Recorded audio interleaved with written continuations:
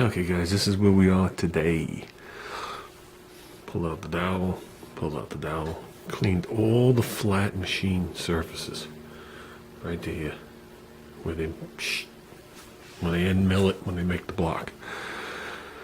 Okay, I don't mind painting up to say the chain and having the gaskets on top, but I have no problem with that because eventually the paint gets gooey and just helps and aid in sealing. I don't believe the fact that the oil goes under the paint and comes out, especially if you keep it within realistic thicknesses, but whatever.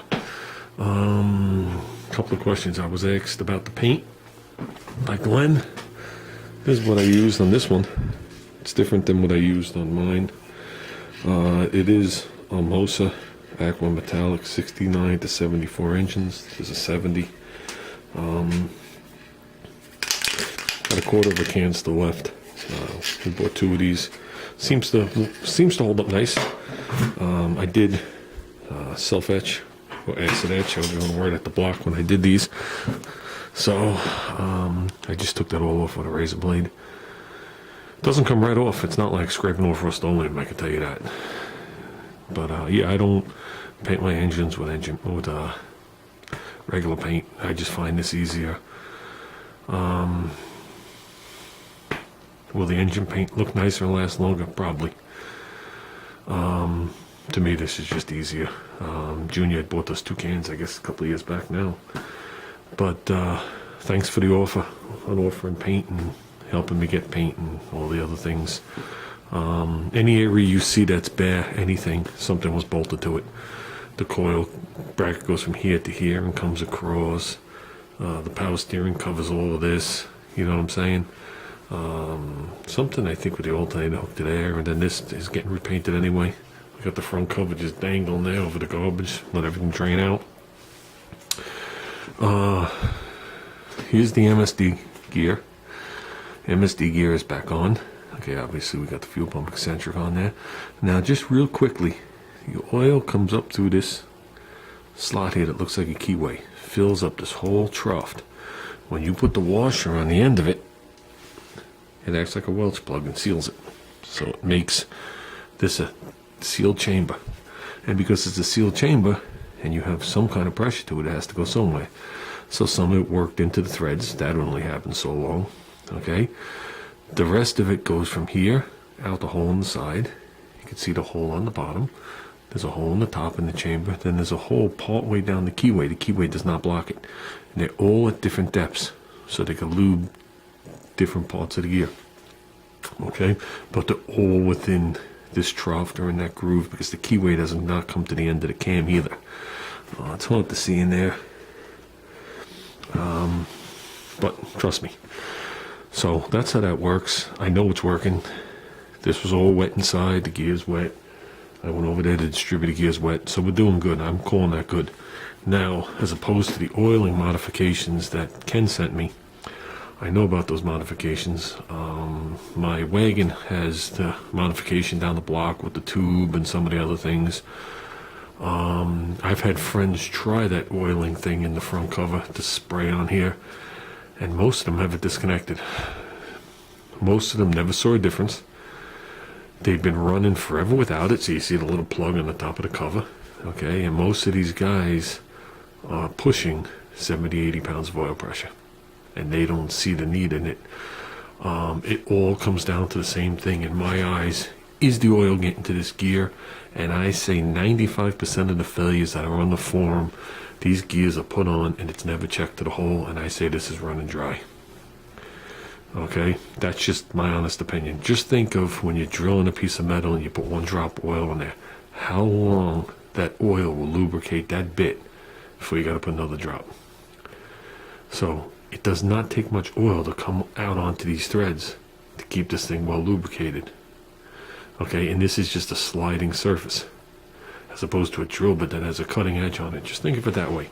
Those gears are running dry. There's not enough oil winging off this chain to do anything.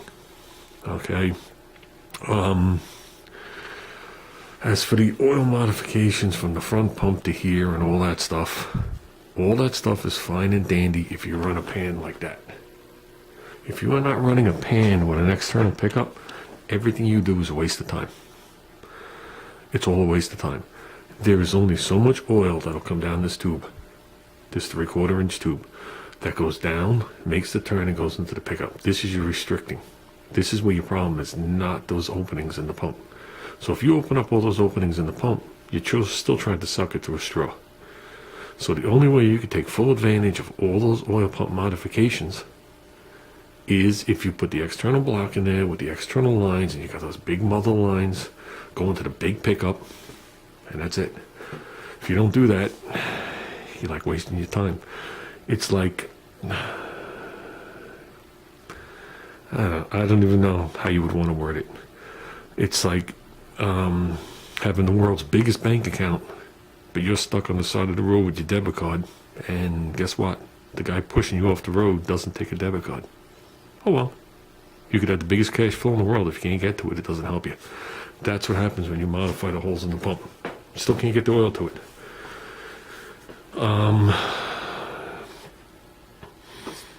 Do they make bigger gears, taller gears? Now, we all know the pump is part of this front cover. There are people who have played around with all that stuff. Then the bottom line is it sucks the paint dry. So it's all a big balancing act. So if you want to improve the oiling so you can improve the flow to make your clearances a little wider, you need a bigger pan. So everything you bolt to the motor into the oil passage is another leak in the system. If you grind this crank to Chevy specs, the oil pressure will drop to 0 with an idle. You have to keep it within AMC specs. Okay, the thousandths and a half difference across the board will make the oil pressure drop to 0 because the pump can't keep up. That's why a lot of these other manufacturers have the advantage with all this, because it doesn't matter. Okay, let's make the crank loose. We want it loose for racing. Okay, we'll just put in a high volume pump, bigger gears, more flow. There you go. You never know how much flow is required in an engine. Think of it this way. It's a positive displacement pump. It's just going to pump. When it hits the magic number of that release spring, it just starts bypassing, blowing it into the pan. Wherever it's going to blow it, bypass it back through the pump. Depends how the system is. Okay? The problem is when you have too much clearance or require too much flow and you don't have it, then you notice. So you could do all your tricks, and then you put in this big pump to compensate for all the tricks, you're good.